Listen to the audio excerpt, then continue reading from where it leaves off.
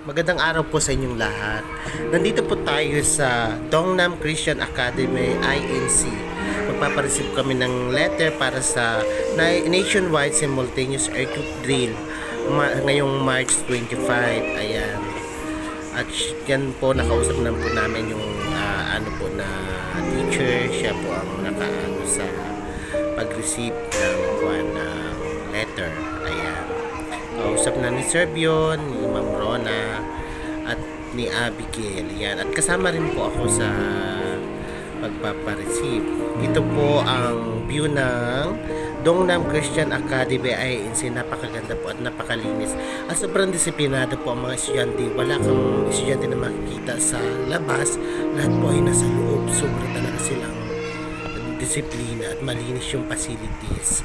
Ayan nga po, palabas na po kami kasi po ay kala namin ay ito yung Dongnam Gospel Senior High School INC. Doon pala sa kabila yung daan, so kaya pupuntahan po natin at nandito na nga po tayo sa Dongnam Gospel Senior High School INC. Sobrang iba pala yung yung area nila, hiwalay po pala. At napakagalang ng mga bata. Lahat ng nasasabi namin na yan ay sobrang binabati talaga kami. Mararamdaman mo talaga na iba yung turo ng mga teachers dito. Ayan. Good morning. Kagaya dun sa elementary po sa Dongnam Christian Academy INC. At ito naman po Dongnam Gospel Senior High School. Ayan. Nakita po ng friendship ang aking best friend. Ayan.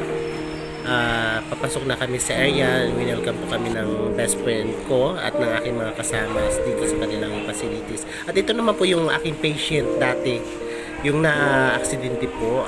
Yan po, yung naputulan po ng daliri, pero okay na rin po. At sobrang busy talaga aking best friend. Ayan, nakakita ng katsukaran.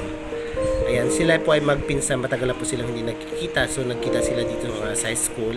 Ayan, nagpapareceive si Sir Bion. At ito naman po ang nakikita nyo ngayon. Ayan po ang view ng Dongnam Gospel Senior High School.